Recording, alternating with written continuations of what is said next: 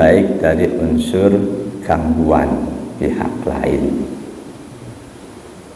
Tentu asalkan pihak lain itu ngerti ketika kita sholat lalu kita pasang sutroh penutup atau pembatas di depan kita, maksudnya untuk apa. Kata musannif kitab ini, minal umuril mufidati li tahsilil khusyu'i fi sholati al-ihtimamu bis sutrati. Di antara hal yang berfaedah untuk membantu kita menghasilkan khusyuan dalam sholat adalah kita benar-benar peduli, perhatian dengan sutroh, manfaatkan sutroh. Tentu ini berlaku ketika kita sholat sendiri. Kalau sholat berjamaah, saf di depan kita itulah sutroh kita. Imam ketika tempatnya terbuka baru perlu dia pakai sutroh. Imam sutroh buat jamaah saf pertama, saf pertama sebagai sutroh untuk saf kedua, begitu selanjutnya. Dalam hadis-hadis selalu Rasul yang memasang sutroh sebagai imam ketika sholat berjamaah. Sholat sendiri pasang sutroh memang nggak ada hadisnya, tapi Rasul perintahkan kita kalau sholat, maksudnya sholat sendiri, untuk memasang sutroh di hadapan kita. Wassalatu ilaiha, lalu kita sholat lebih mendekat. Fa inna dzalika aqsaru linadharil musalli. Tujuan utama adanya sutroh untuk membatasi area pandang kita. Sebelumnya sudah kita tahu, kita sholat menghadap ke depan itu makruh. Lebih-lebih menghadap ke atas, lebih-lebih ke atas, kanan kiri, keliling masjid, kita sholat itu makruh, asyaddu karohatan, sangat makruh. Bahkan ketika kita sholat di pelataran Ka'bah pun, kita memandang ke depan ke Ka'bah, itu pun makruh. Jadi dalam sholat yang dianjurkan, disunnahkan, pandangan kita ke tempat sujud. Di saat tasyahud, pandangan kita ke ujung jari telunjuk. Cuma itu dua sasaran pandang dalam sholat. Di luar kedua hal itu makruh. Nah, sutrah itu fungsi utamanya untuk membatasi area pandang kita. Karena paling utama gangguan kekhusyuan itu akibat mata, paling utama. Nah, itu dalam hal itu, saudara kita yang matanya sudah tidak berfungsi, boleh jadi dari sisi itu dia lebih mudah untuk khusyuk. Tapi ya nggak cuma mata, telinga pun, apa yang kita dengar itu bisa mengganggu. Bahkan nggak cuma itu, hati pun, iblis membisikkan sesuatu itu bisa mengganggu. Jadi yang paling banyak pengganggu kekhusyuan itu akibat pandangan mata. Yakin, andaikan ada pilihan buat kita, pilih mata melihat atau tidak, kita semua akan memilih melihat. Kita nggak melihat kekaitannya dengan kekhusyuan, dan itu wajar. Sahabat Nabi pun, sahabat tunanetra, pernah minta didoakan agar bisa kembali melihat. Jawaban Nabi, bisa jadi kamu seperti ini lebih baik. Tidak ya Rasul, aku yakin bisa melihat, aku akan lebih baik. Hanya didoakan oleh Rasul, kehendak Allah, Allah kabulkan doa Rasul, kembali bisa melihat. Nabi Isa, orang yang tunanetra, melihat itu mukjizat Rasulullah. Mungkin itu termasuk mukjizat Rasul, tapi tidak terlalu dikenal. Banyak mukjizat Rasul, tapi karena mukjizat terbesarnya Al-Quran, mukjizat-mukjizat yang lain itu banyak umat Islam yang tidak tahu. Termasuk binatang bicara dengan Rasul, batu koral bertasbih di tangan Rasul, macam-macam. Bahkan gelugu korma yang selama ini difungsikan sebagai mimbar Rasul pun bicara kepada Rasul. Sangat-sangat banyak mukjizat yang diberikan Allah kepada Rasulullah, tapi karena mukjizat terbesarnya Al-Quran, mukjizat-mukjizat yang lain, andai pun kita nggak tahu, itu nggak ada masalah. Tidak ada kewajiban mengetahui mukjizat Nabi. Mukjizat Al-Quran wajib kita ketahui kandungannya dan kita amalkan.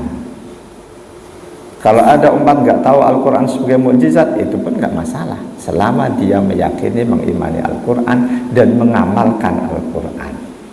Tentu dengan mengetahui bahwa Al-Quran sebagai mukjizat, kita akan lebih mantap keimanan kita. Mukjizat tidak akan bisa dikalahkan oleh musuh.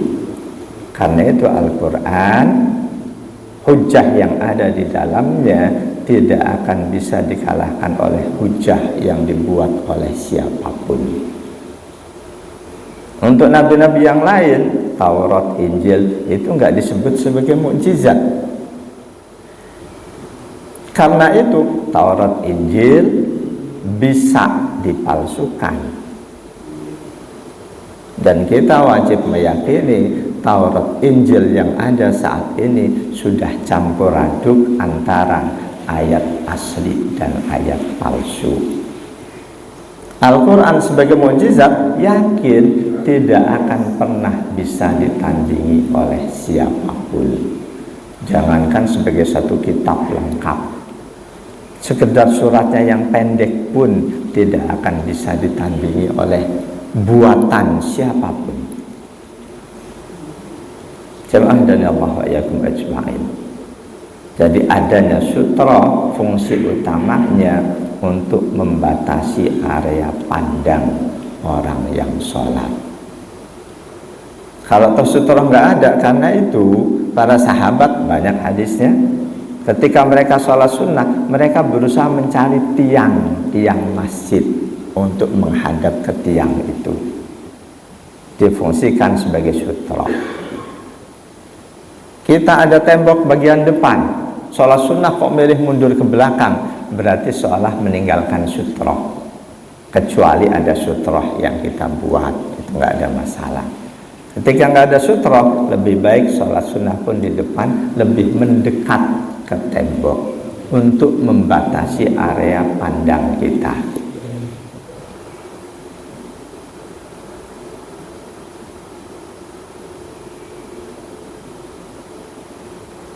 Bahwa dalam sholat kita harus memfokuskan pandangan kita ke satu tempat, yakni tempat sujud. An Anasin radhiyallahu anhu qala li Rasulullah sallallahu alaihi wasallam, ya Anasu ij'al basaraka haitsu tasjudu.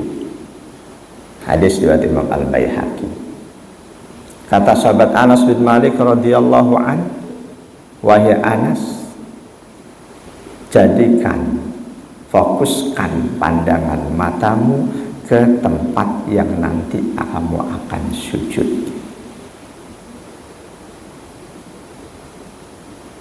Meskipun hadis ini perawinya nggak terlalu terkenal, Imam Al-Baihaqi, di hadis-hadis utama Bukhari, Muslim, Abu Daud, hadis ini nggak ada, tapi seluruh ulama sepakat bahwa sunnahnya pandangan mata ke tempat sujud selama sholat, kecuali di saat kita tasyahud.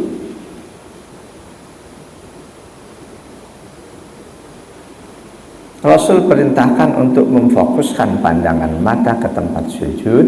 Karena itu banyak ulama tabi'in seperti Mujahid, Qatadah dan yang lainnya, keduanya berpandangan sholat kok merem makruh. Kedua ulama tabi'in ini sholat merem mereka menilai makruh. Alasan makruhnya karena Rasul nyuruh memandang tempat sujud, bukan merem. Ulama yang lain lebih bijaksana. Paling utama sikap sholat itu khusyuk. Ketika dia ada seseorang yang dia bisa lebih khusyuk jika merem nggak ada masalah. Tapi akan lebih baik lagi kalau dia bisa khusyuk tanpa meninggalkan perintah Rasul. Perintah Rasul memandang tempat sholat itu bagian dari syariat. Khusyuk itu bagian dari akhlak. Kadang antara syariat dengan akhlak itu berbeda. Yang terbaik laksanakan syariat tanpa meninggalkan akhlak. Ada beberapa momen di mana sahabat Nabi mengabaikan syariat demi berakhlak.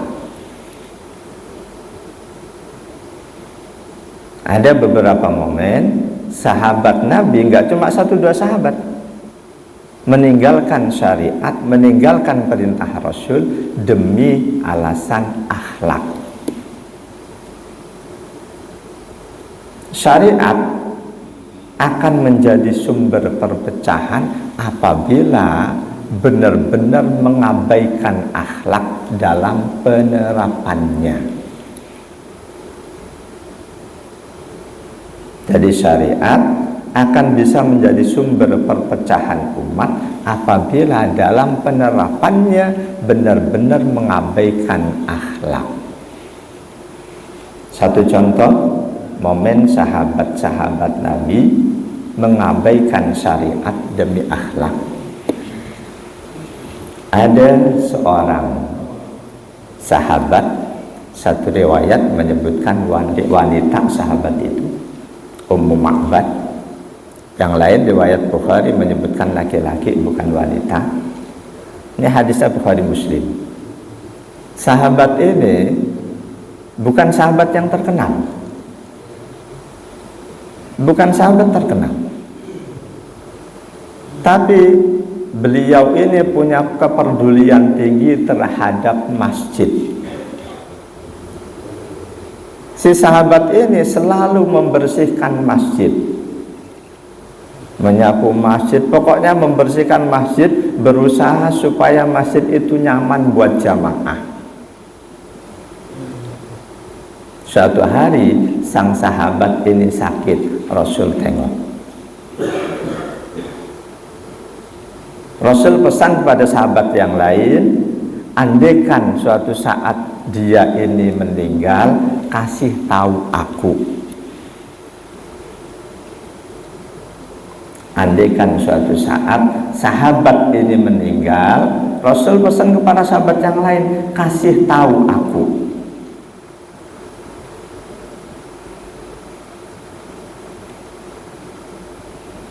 Takdir Allah, sahabat itu meninggal.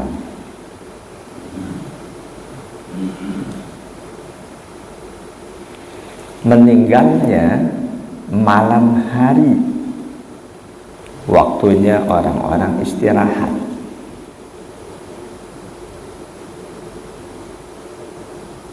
Dari sisi syariat, Rasul sudah memerintahkan, kalau dia meninggal beritahukan kepadaku. Dari sisi akhlak, ini jamnya Rasul istirahat.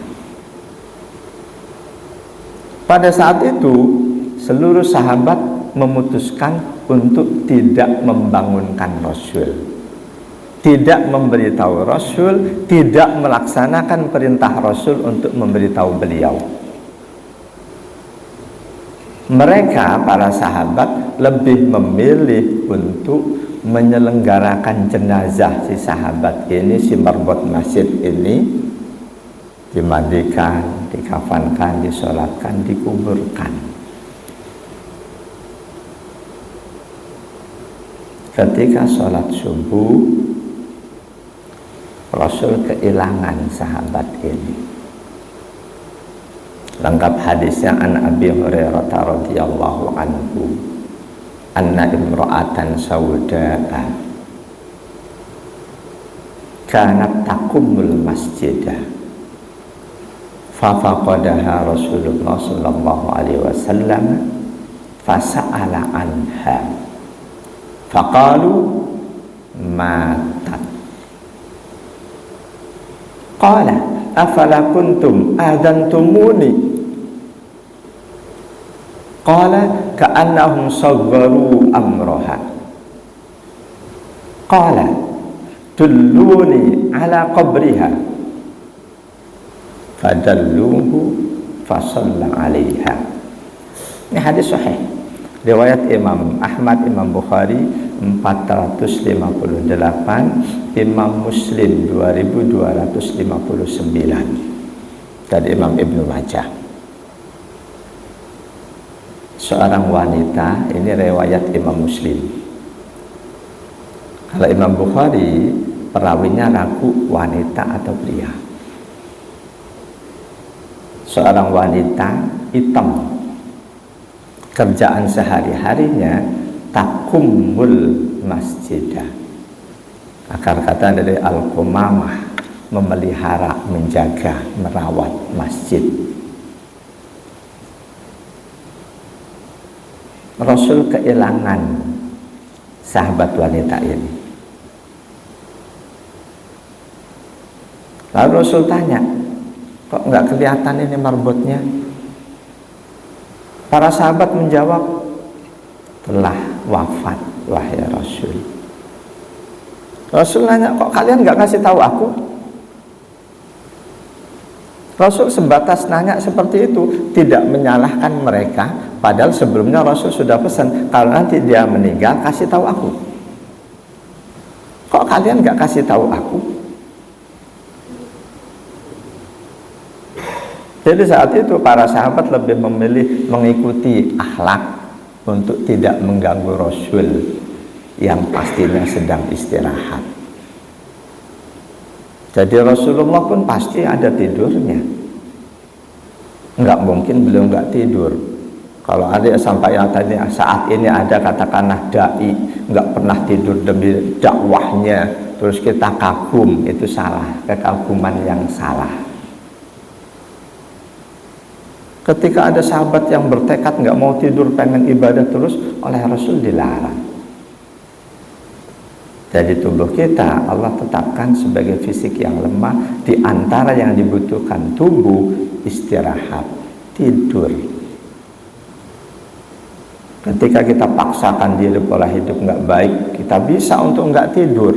Tubuh kita sakit, dosa kita zalim. Jadi para sahabat lebih mengikuti akhlak, perasaan hati untuk tidak mengganggu Rasul, tidak ngasih tahu Rasul ketika imro'atun sauda, marbot masjid, wanita hitam meninggal itu. Rasul cuma nanya, mengapa kalian tidak ngasih tahu aku? Kata perawi hadis sahabat Abu Hurairah, ka'annahum sagharu amroha, seolah-olah para sahabat menganggap si wanita ini siapalah, dia bukan sosok yang penting kok, kenapa harus mengganggu Rasul yang sedang tidur, seolah-olah. Atau makna lain ucapan perawi hadis sahabat Abu Hurairah, permintaan Rasul untuk ngasih tahu beliau jika si wanita ini meninggal, seolah-olah itu hal kecil, hal yang nggak terlalu penting. Selanjutnya Rasul minta, dulluni ala qabriha, kuburnya di mana? Tunjukkan padaku. Fadalluhu, para sahabat menunjukkan pada Rasul. Semalam dikuburkan, pagi habis subuh Rasul minta ditunjukkan kuburnya. Ditunjukkan. Fasalla 'alaiha, Rasul laksanakan sholat jenazah di situ. Rasul laksanakan sholat jenazah langsung di atas, di samping kuburan. Ini hadis yang sekaligus jelas bahwa siapapun kita yang ketika ada saudara kita, apalagi teman dekat kita meninggal, saat meninggalnya kita sedang udzur, mungkin kita sedang jauh tidak bisa sholat jenazah, sholatlah di kuburnya. Perihal sholat jenazah di kuburan, karena pada saat pelaksanaan sholat kita udzur, kita berhalangan, itu di kitab-kitab madhab Hambali itu banyak penjelasannya. Cuma di kitab madhab Hanafi, Maliki, Syafi'i saya belum temukan adanya penjelasan perihal sholat jenazah di kuburan. Yang jelas salah satu hadisnya ini. Di hadis-hadis yang lain, sahabat Abdullah bin Abbas menjelaskan ada Rasul sholat jenazah di kubur, yang ini semalam di kubur, pagi sholat.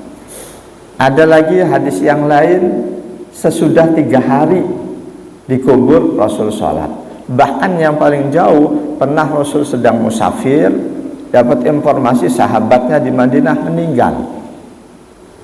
Di sana Rasul bisa sholat gaib, tapi beliau tidak lakukan. Ketika pulang, itu rentang waktu sesudah penguburan 1 bulan Rasul sholat jenazah di kuburan. Jadi mayoritas ulama berpandangan siapapun kita yang terhalang sholat jenazah, kita boleh sholat langsung di kuburan ketika halangan itu sudah tidak ada.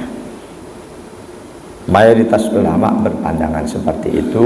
Ada yang mutlak tanpa batasan waktu meskipun sudah berapa lama dikubur, dengan catatan pada saat dia meninggal, kita orang yang memang termasuk sunnah atau fardu kifayah melaksanakan sholat itu.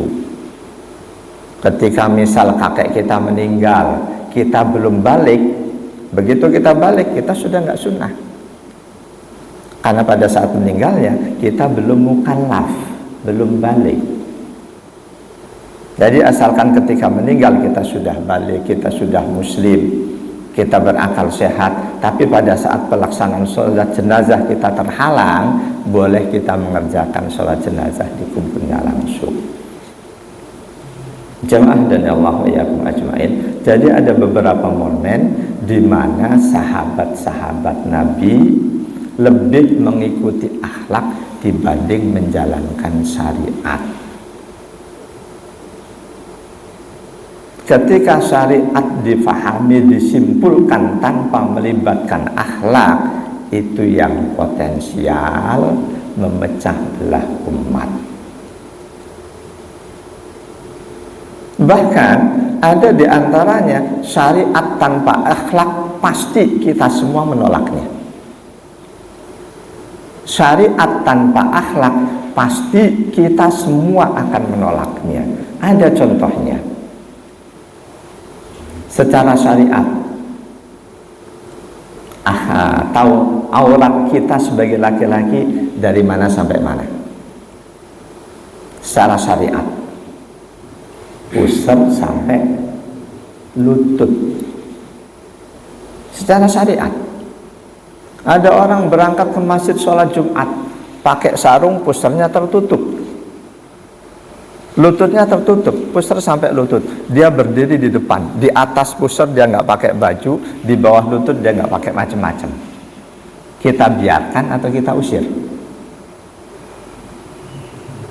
Sholat di depan nggak pakai baju, pusarnya tertutup, kita biarkan atau kita usir? Secara syariat itu sah, sudah nutup aurat, tapi secara akhlak enggak, pasti akan diusir. Boleh jadi kita punya baju, Pak tolong nih pakai baju, padahal secara syariat dia sudah nggak salah. Dan sholat yang diajarkan Rasul itu sholat yang mengandung akhlak, nggak cuma syariat.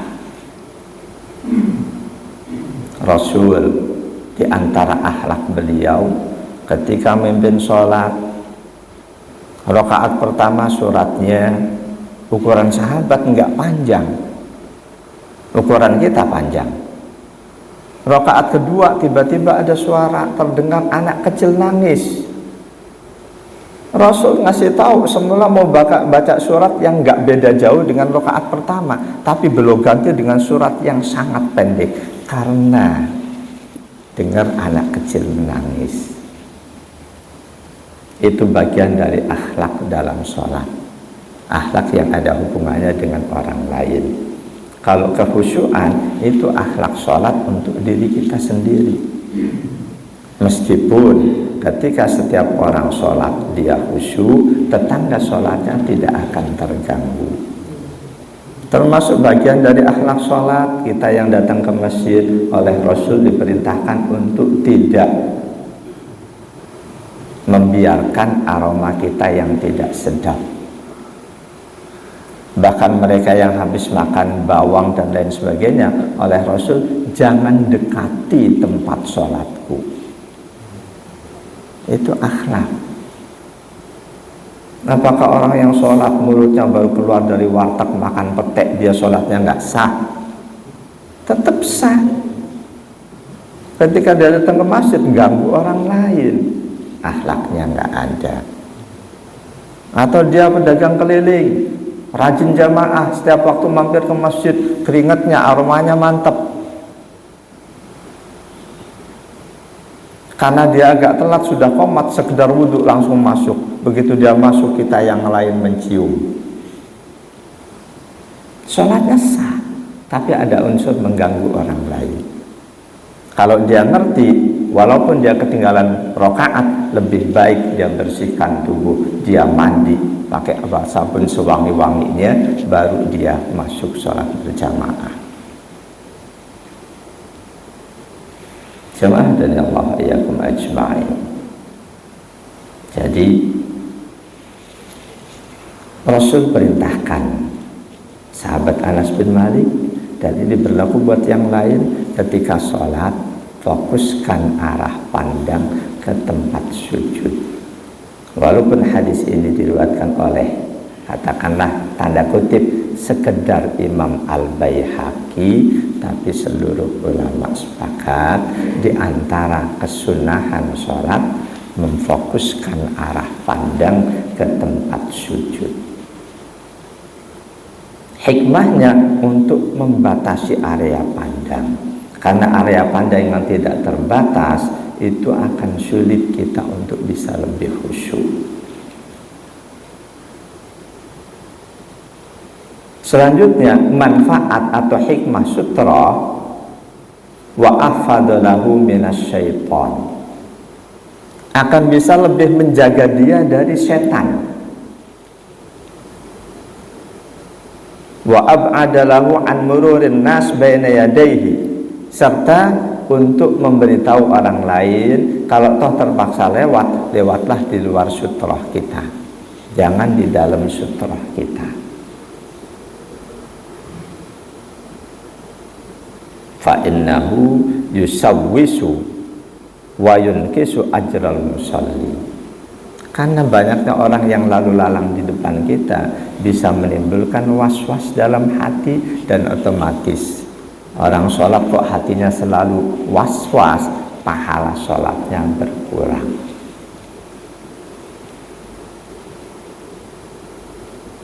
Bahwa sholat menghadap sutroh diperintahkan oleh Rasul, di samping hadis sahabat Anas ada hadis lain Imam Abu Dawud, idza shalla ahadukum falyusalli ila sutratin wal yadnu minha, jika kalian mengerjakan sholat di tempat terbuka, maka sholatlah dengan menghadap sutroh dan mendekatlah ke sutroh itu. Mendekatlah ke sutroh itu. Berapa ukuran dekatnya? Ada informasi dari Rasul. Mendekat ke tempat sutra itu diperintahkan oleh Rasul, idza shalla ahadukum ila sutratin falyadnu minha la yaqta'u syaitanu alaihi sholata. Kita pasang sutra, kita sholat mendekat ke sutra. Di hadis ini, la yaqta'u syaitanu alaihi sholata. Niscaya setan tidak akan bisa mengganggu dia dari sholatnya. Ini riwayat Imam Abu Dawud. Jadi hikmah sutra yang lain, di samping untuk membatasi area pandang, setan lebih tidak bisa mengganggu kita. Apa hubungannya sutra pendek kok kecil setan nggak bisa mengganggu? Memang setan mau mengganggu terhalang dengan sutra.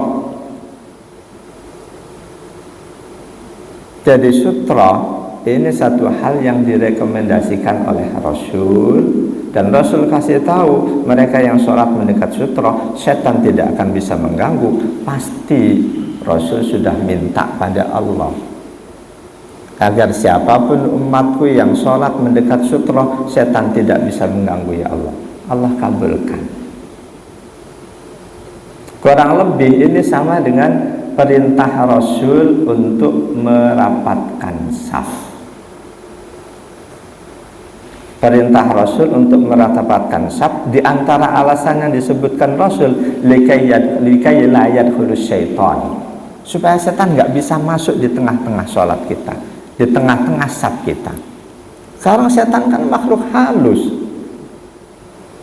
Kita rapat, di antara kaki kanan kita ada lubang, setan nggak bisa di situ.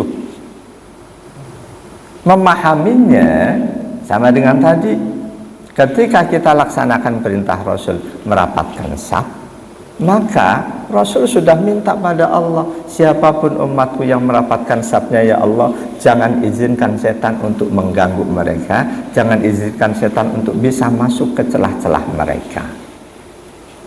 Nah itu ketika kita merapatkan saf, kita ingat ini perintah Rasul. Dengan ini Allah tidak akan izinkan setan masuk ke celah-celah kami. Kita pasang sutra, niat ini perintah Rasul. Dengan aku memasang sutra di depanku, Allah tidak akan izinkan setan untuk bisa mengganggu aku. Kalau secara akal, serapat apapun setan, lawang dia makhluk halus, dia bisa aja nyelip di situ. Kalau secara akal, di sini kita gunakan iman. Rasul perintahkan, Rasul berikan jaminan, pasti jaminan Rasul itu sudah atas izin dari Allah. Laksanakan masang sutra, ingat itu perintah Rasul. Rasul berikan jaminan setan tidak akan mengganggu. Merapatkan saf, laksanakan, niat, ingat itu perintah Rasul. Rasul berikan jaminan dengan kita merapatkan saf, setan tidak akan bisa mengisi celah-celah kita. Walaupun selanjutnya dari pembahasan fikih, rapat yang dimaksud itu serapat apa? Benar-benar rapat atau bagaimana? Ini yang kita harus tetap memperhatikan adab dibanding syariat, selain syariat. Karena ada orang yang terlalu apa? Kalau orang Jawa gampang keri, kesentuh dikit kakinya apa? Bahasa Indonesianya apa ya? Gampang merasa keri. Keri apa keri? Geli. Ada orang yang kesentuh dikit dia udah geli. Kita paksakan untuk rapat, kita sentuh, kita ganggu dia berarti. Ada orang yang dietik-etik geli, ada yang enggak.